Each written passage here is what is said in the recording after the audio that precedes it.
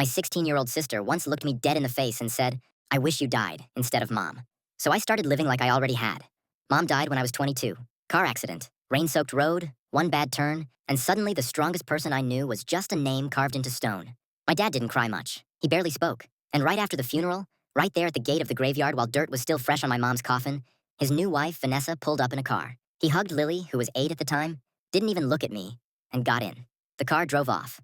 That was the last time I saw my dad for 8 years. So Lily became mine before I had time to process that my mother was gone and my father had chosen a clean exit. I dropped out of college, took more shifts at the auto shop, moved us into a smaller place that smelled like oil and cheap detergent. I learned how to braid hair from YouTube because Lily cried the first time I messed it up. I learned she liked her grilled cheese barely golden, cut diagonally.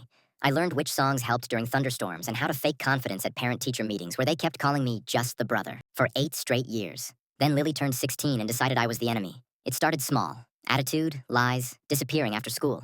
Then came Evan. Lip ring, empty eyes. The kind of kid who mistakes recklessness for depth. Lily started selling her sketchbooks for eyeliner and started lying like it was nothing. I warned her multiple times and she laughed every time. So out of frustration, I said one day, "No party, no Evan." That's when she unloaded it. "You're not my dad," she said. "I wish you were the one who died. Dad's wife Vanessa is more family than you'll ever be." I didn't yell. I didn't argue. I just nodded. "All right," I said. "Then I'll be dead to you." And I meant it. Dead men don't cook, so the fridge stayed empty except essentials. Dead men don't do laundry. Dead men don't drive kids to school or pay phone bills or rescue forgotten homework. At first, she laughed. Then she struggled. Then she panicked. By Wednesday, my dad showed up, 8 years late. Vanessa beside him, acting entitled to oxygen. They accused me of being cruel, said I was traumatizing Lily, and dragged her off to their hotel for a fresh start. That lasted 18 hours. Lily came back the next morning shaking. Dad looked exhausted, and Vanessa looked defeated. Lily broke, not at me, but at them. She screamed about how Vanessa didn't know her fears, her habits, her grief. She told them I sold my guitar so she could go on a school trip, that I stayed up with her through fevers and nightmares, that I became her parent the moment they walked away. When she finally turned to me, her voice was barely there.